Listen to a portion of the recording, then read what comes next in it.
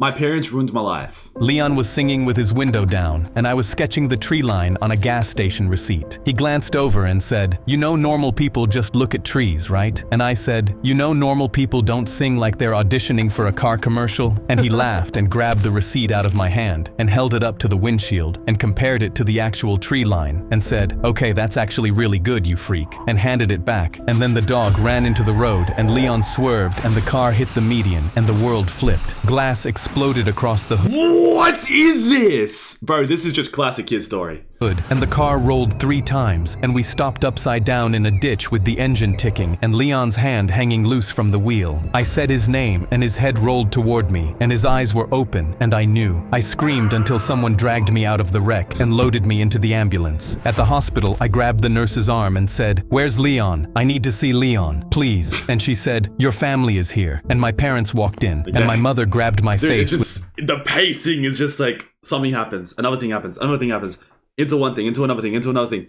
I can't breathe in this. This is just classic kid story. I feel like he's applied like the short form formula of just like never giving someone any time to rest into long forms. Because this guy's blown the hell up. He pumps out, I think, 12 short forms per day. 12 per day. They're like 2 minutes long each.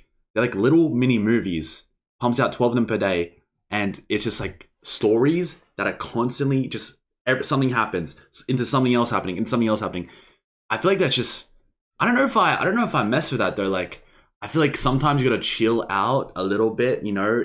This isn't a short form, this is a long form. But you know what? I'm really messing with this story. I don't know if that's his brother or not. Let's find out. With both hands and said, "Oh, thank God, Leon." And I said, "I'm Felix." And she pressed her hand over my mouth so hard, her fingers dug into my cheeks. "You're Leon now. Leon survived. Felix died in the crash." I tried to pull her hand away, and my father stepped in and held my arms down against the gurney rail. "Don't fight this. Not here." My mother leaned in close, and her voice dropped to something cold and practiced, like she was reading from a script. "If anyone finds out we lied to the hospital, they'll charge us with fraud. You'll be placed in state custody, a group home. You will have nothing." She squeezed my face harder. "When the nurse asks your name, you say Leon." I looked at my father, and he looked at the floor. The concussion made the room tilt every time I turned my head, and my twin brother was dead in another room in this same building, and my parents were telling me my life depended on protecting. Why would they want his brother to be dead but not him? Was his brother like, I don't know, did his brother have like money or something, or like a scholarship? I don't know. Why do they want him to be like figured dead and his brother alive? Pretending I was him. The nurse came back and asked my name, and my mother's fingers were still on my face, and I said Leon, and my voice sounded like a stranger's coming out of my own throat. Every time a nurse called me Leon, I answered to it, and every time I answered, the flinch got smaller until it was gone. 3 days after the accident, I stood at my own funeral in Leon's suit, watching every person I'd ever known cry over me. My art teacher gave a eulogy about my murals, and I bit the inside of my cheek until I tasted blood because she was 10 feet away talking about me. A kid from history stood up and said, "Felix helped me pass my midterm and he never asked for anything back." And my throat closed because I didn't even know he remembered. Person after person said things about Felix that made me realize people loved me, and I sat there discovering it at the exact moment I was forbidden from being me. And the worst part was that nobody said a word about Leon. Nobody was mourning the person who actually died. After the funeral, my parents walked me into Leon's bedroom. I walked down the hall and opened the door to my room, and the walls were beige and wet. My murals were gone, the colors bleeding through the first coat like ghosts pushing back through. I dropped to my knees and pressed my palm against the wall where the biggest one had been, and the wet beige came off on my hand. The closet was stripped bare, and 16 years of art were gone. "You can't be Felix anymore," my mother said from the doorway, and her voice carried no sadness at all, just a quiet— Why they want him to pretend to be his brother? What does his brother have that he doesn't? satisfaction that made my skin crawl. "Felix is buried, Leon is alive, and Leon doesn't draw." She said it like she was reading the terms of a contract, and the way she looked at the beige walls told me everything I needed to know about how much she enjoyed erasing me. I closed the door to my empty room and pressed both palms flat against the wet beige and stood there until the paint dried on my skin, because it was the last time I would ever touch what was underneath. My mother came into Leon's room that night while I was lying in his bed staring at at the ceiling. She sat on the edge and That is the stroked craziest sub CTA called action I've ever seen in my entire life. Holy. my hair and said, I know this is hard, but think about what we're giving you. Leon had everything. His grades, his friends, his future. We're not punishing you. We're promoting you. She said it like, Dude, that's exactly what I said before. The brother had stuff that Felix doesn't have. Leon had the grades, everything.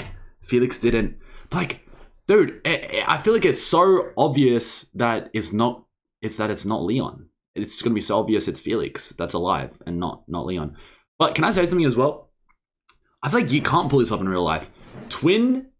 Identical twins still have differences, even though they're genetically identical. You can still tell apart twins over time. Like at the start when they're both babies, no.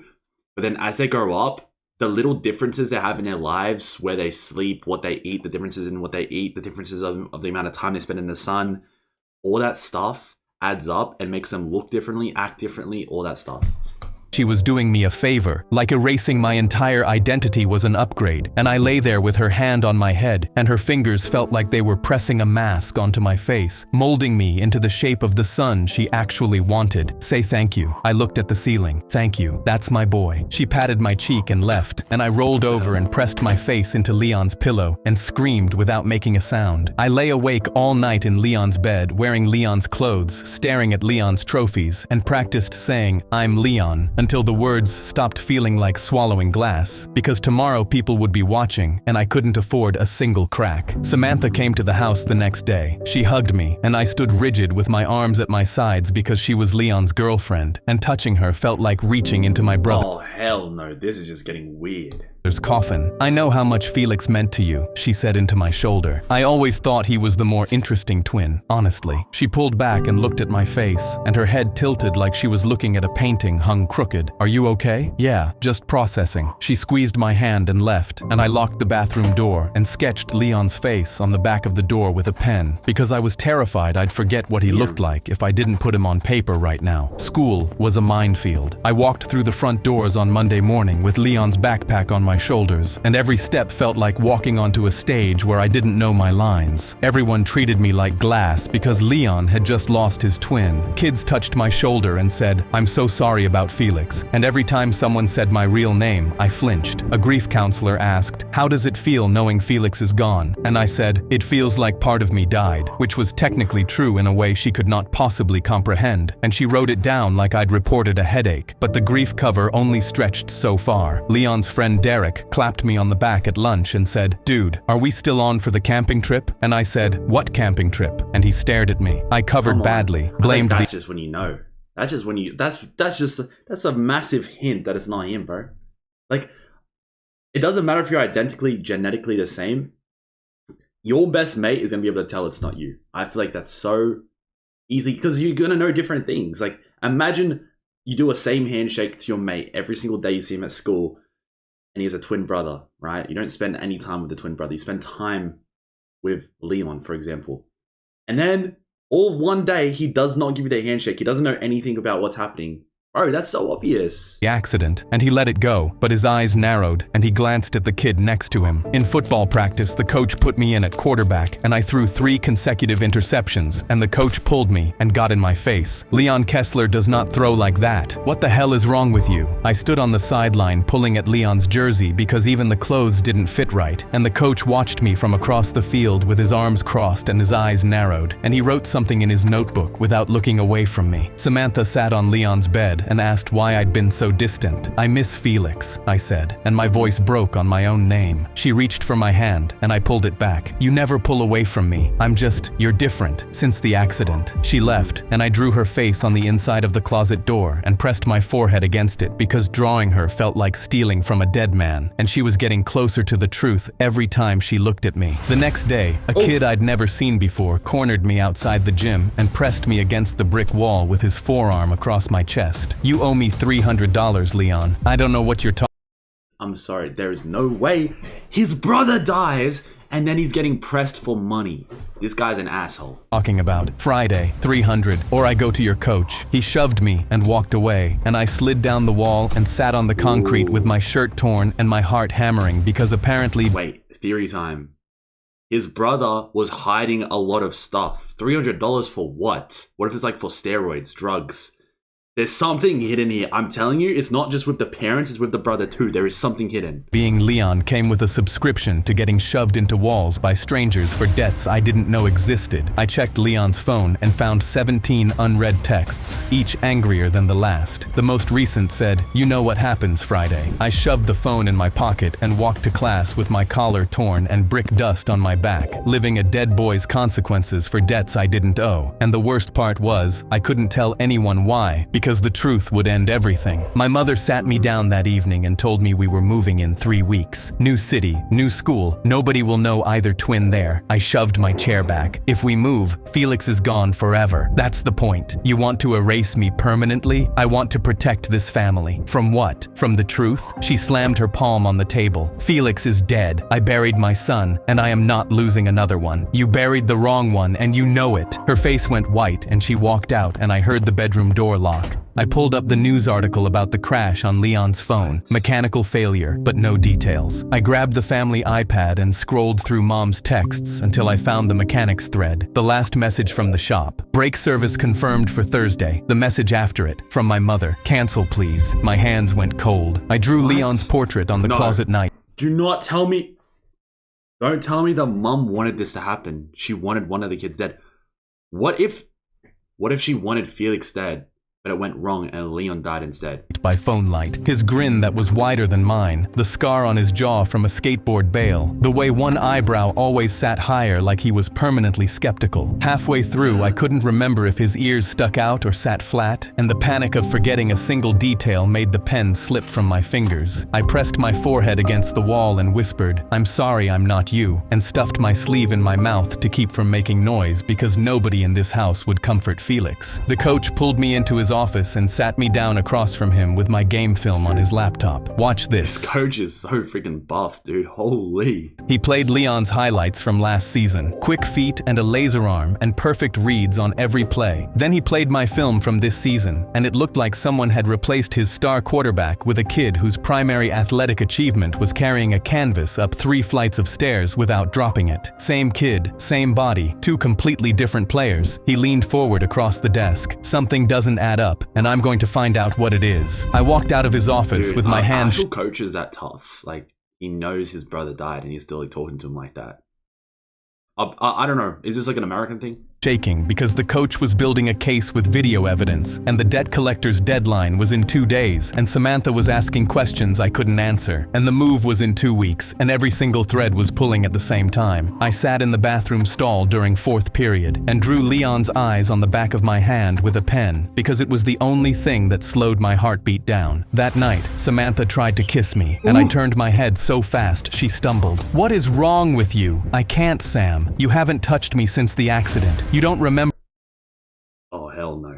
our songs. You draw on everything, and Leon never drew." She grabbed my arm with sharp, searching eyes. "Who are you?" "I'm Leon." "No, you're not. The way you hold a pencil, the way you flinch when I touch you. You don't know anything about Leon's life." She stepped closer. "You're Felix." My jaw locked, and the word Leon wouldn't form. "Yeah, I'm Felix." Her hand went over her mouth. "Where's Leon?" "He's in the cemetery. He's been there the whole time." She sat on the floor with her back against Holy. If she doesn't call the cops, I don't know what's gonna happen, bro. the dresser, and I sat against the wall, and neither of us moved for a long time. Then I told her everything, starting with the hospital and my mother's hand over my mouth and the thread about the group home, through the funeral where I watched people mourn me, to the painted over murals and the closet where I drew in the dark. She listened with her hand over her mouth, and when I got to the funeral, her other hand balled into a fist on the carpet. "We have to tell someone. If I come forward, my parents go to prison, and I go to a group home." That's what they told me. "They told you that to keep you quiet." "Maybe, but I can't take the risk." "Then we need proof that makes it impossible for them to spin." She pulled out her phone. "I'm hiring a private investigator, someone who can pull Are these people in high school? Where's she gonna get a private investigator from? And she just has it on her phone already? What? records your parents can't deny. The memorial was my parents' idea. They invited the extended family, Leon's friends, and Samantha for a memorial gathering in Felix's honor, and my parents staged the house with photos of Felix on every surface, and my knees almost buckled because every photo was of me, my face at every age, being mourned by people I could have just tapped on the shoulder and Can I just say, like, these animation quality is actually kind of nuts. Like this feels like some of these actual images in this, not images, just like video. Like when you pause the video, it feels like some parts are actually insanely well animated, and it kind of looks like movie quality at some point. Some parts aren't perfect, like the movements and stuff, but like if you just pause and look at the image, sometimes it genuinely looks like really like high quality. Said, it's crazy because he uploads 12 shorts per day, and he's uploading like a long form, like multiple long forms per week. It's crazy workload. I actually would be very curious to know how many like animators and like staff he has, because this guy has to have so many staff to get this like output. Hey, I'm right here. The funeral was a whole misunderstanding. I stood in the living room in Leon's suit for the second time in a year, surrounded by my own baby pictures, and smiled when relatives said, "I'm sorry about your brother," while I dug my fingernails into my palms behind my back to keep the smile from collapsing. My mother handed me a glass of punch and squeezed my arm. "Drink something. You look pale." I took it and drank half of it because I was pale and my throat was dry, and I didn't think about it until 10 minutes later when the room started to soften at the edges. The photos on the mantle blurred. My fingers went numb around the glass. I looked at my mother across the room, and she was watching me with a calm, patient expression, and the glass slipped out of my hand and shattered on this mom is literally insane. Get her to prison now. The hardwood, and I understood what she'd done because I recognized the fog from the sedatives they'd given me in the hospital after the accident, the ones that made me compliant enough to say Leon when the nurse asked my name. She'd put something in the punch. Samantha walked through the front door carrying a folder. She caught my eye from across the room and gave me one small nod, and I tried to walk toward her, and my legs buckled, and I grabbed the back of a chair to stay upright. "Sam," my voice came out thick and wrong. She was 30 feet away, and the distance felt like a mile. My mother materialized beside me and took my arm. "He's having an episode. The grief, it triggers dissociative states." She said it loud enough for the relatives nearby to hear, and the practiced sympathy in her voice made my stomach churn. "Let's get you to the car, sweetheart. You need to lie down." No. I tried to pull my arm away, and my muscles were slow and clumsy, and she held on. My father appeared on my other side and took my other arm, and they started walking me toward the back door, and my aunt nodded with concern because they looked like worried parents helping a sick kid. I dug my heels into the Dude, are they relatives or not? Like, how could a relative not tell two twins apart? I feel like every single pair of identical twins I've ever seen in my entire life, on YouTube or in like actual real life, it's so like maybe the first day, first 5 times you meet them, maybe you get mixed up sometimes. But come on, dude, relatives would know the difference between two identical twins. He even said Leon had a scar on his chin that Felix doesn't have. Come on, bro. carpet. "Let go of me." "Shh, you're confused." "I'm not confused." My words were slurring, and I could feel the drug pulling me under, and I twisted against their grip and knocked a lamp off a side table, and it shattered, and my aunt said, "Oh my God, is he okay?" And my mother said, "He's been having episodes. It's a trauma response," and kept pulling me toward the door. I grabbed the door frame with Where is Sam? The girl was at the door and now she's gone. both hands. My father tried to pry my fingers off, and I held on so hard the wood creaked under my grip. "My name is Felix." It What was that sound effect? Well, he just repeated the same scream 3 times in a row. came out garbled and thick, and my mother tightened her hold on my arm and said, "He thinks he's his brother. It's part of the dissociation. The doctors warned us about this." My grandmother stood up from the couch. "Let him go, Diane." "Mom, he needs medical." I said let him go. My father yanked my hand off the door frame, and they half carried me through the kitchen toward the garage. My feet dragged on the tile, and I kicked a chair, and it spun across the floor, and I grabbed the kitchen counter and held on and screamed, "Samantha!" as loud as I could, and it barely came out above a whisper because the drug was stealing my voice along with everything else. My mother leaned Sound effects back, bro. This is a comedy. close to my ear. "Stop fighting. You're going to hurt yourself. You drugged me. You're confused. You put something in the punch. You're having a dissociative episode and we're taking you to the hospital." Her voice was so calm and reasonable that for one horrible second I almost believed her. Samantha came through the kitchen door at a dead sprint. She slammed it. She's in the kitchen now. She was at the door. She disappeared as they were pulling him towards the door, and now she's in the kitchen? What was she doing? Making a sandwich? into my father from behind, and he let go of my arm and stumbled into the refrigerator, and the magnets scattered across the floor. She grabbed my mother's wrist and twisted it off my arm. Get your hands off him. He's having an episode. He's not having an episode. His name is Felix, and you've been forcing him to be Leon for a year, and you just drugged him to keep him quiet. My grandmother was in the kitchen doorway with Derek behind her and my aunt behind him. The living room had emptied into the hallway, and 20 people were watching my parents try to drag their drugged son out through the garage. I slid down the kitchen counter to the floor. My vision was narrowing, and the tile was cold against my hands. Wait, I'm sorry, 2 seconds. Let me just look. He has a black shirt here. Wait, am I tripping, or did he have a different shirt back here? No, it was always black. Okay. I thought he had a white shirt at some point. I don't know. I must be tripping. Yeah, no, it was black the whole time. My bad. Through the garage. I slid down the kitchen counter to the floor. My vision was narrowing, and the tile was cold against my hands, and I was losing the fight against the drug. Samantha dropped to her knees beside me and opened the folder in front of my face. Felix, stay with me. Look at this. She held up the brake records, the canceled service appointment, the mechanic's warning, and the text my mother received and ignored. She stood up and held the folder above her head and turned to face the hallway full of relatives. Their mechanic told them the brake lines were failing 2 weeks before the accident. Diane scheduled service and then canceled it. She got a text warning and ignored it. She pointed at my mother. Leon always drove. Felix always sat passenger. On the highway where Leon took the merge fast, a brake failure would kill the passenger. She looked at the room. She planned for Felix to die in that car. Leon was supposed to survive. The wrong twin died, and she spent every day since covering it I told you! She wanted Felix dead. I told you. up, and right now she just drugged her surviving son to stop him from telling you. It was supposed to be Felix. My mother screamed it from beside the garage door, and the room went dead silent, and the words hung in the air. My father closed his eyes like he'd been waiting for the words to land, and they had. I was on the kitchen floor with my cheek against the tile, and the world was fading, but I heard every word, and I forced my eyes open and looked up at my mother from the floor where she'd put me, drugged and dragged and barely conscious, and I said the only thing that mattered. My name is Felix. It was slurred and quiet, and it was the hardest sentence I ever spoke, because the drug wanted me silent, and my parents wanted me silent, and my whole life they'd wanted me silent, and I said it anyway. My grandmother knelt beside me on the tile and put her hand on my face. Felix, my name from someone who meant it. Your name is Felix, and I'm not going to let them touch you again. She looked up at her own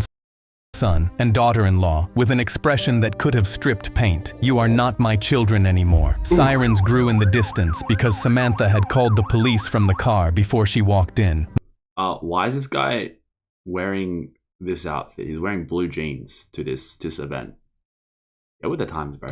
My mother looked at the door, and at the windows, and at me on the floor, and the calculation left her face, and the only thing remaining was rage. I gave you everything, Leon's life, his friends, his future, and you threw it away. I pushed myself up on one elbow, fighting the drug, fighting the fog, fighting for every word. I didn't want his life, I wanted mine. Yours wasn't worth anything. Every person in the room flinched. Derek stepped forward and put himself between my mother and me. My grandmother rose to her feet and pointed at the door. Get out of my sight. The police walked both of my parents out through the kitchen. My father stopped next to me and opened his mouth, and I shook my head. Don't. He closed his mouth. He'd had a year to say my name and chose silence every single day. Samantha sat on the kitchen floor beside me and held my hand while the drug wore off. I pulled Leon's suit jacket off with clumsy hands and balled it up and shoved it away from me across the tile because I was never wearing his clothes again. My grandmother brought a blanket and tucked it around my shoulders, and I lay on the tile and let the ceiling stop spinning. It took an hour before I could stand.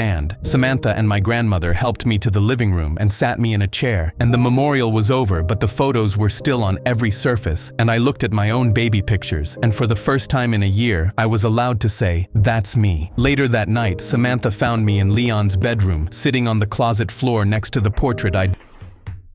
Please don't tell me they get together. I'm gonna crash the frick out, bro. Drawn of Leon on the wall. She sat beside me and looked at the drawing, and her eyes filled. That's him. That's exactly him. I was scared I'd forget his face. She took my hand, and for the first time since the accident, I didn't flinch because she was holding Felix's hand, not Leon's. We sat in the closet with Leon's face on the wall and the beige paint on the other side of the door, and I was Felix again, and it hurt more than pretending because being myself meant feeling everything I'd been hiding for a year. But the grief was mine now, and the name was mine, and nobody Nobody was ever going to take either one from me again. Love your video, bro. I don't understand. You know, you can swap the people, but their characteristics that made them different are still not going to be swapped just because they're taking the identity of the other person, bro. Like, he's still not going to be as strong as his brother who played sports. He's not going to be as smart as his brother who studied more, probably. There's just differences. Like, you can give someone a fishing rod, but you don't teach them to fish, bro. They're not just going to have a fishing, they're going to have a long stick. Anyway, thanks for watching. GG's, subscribe.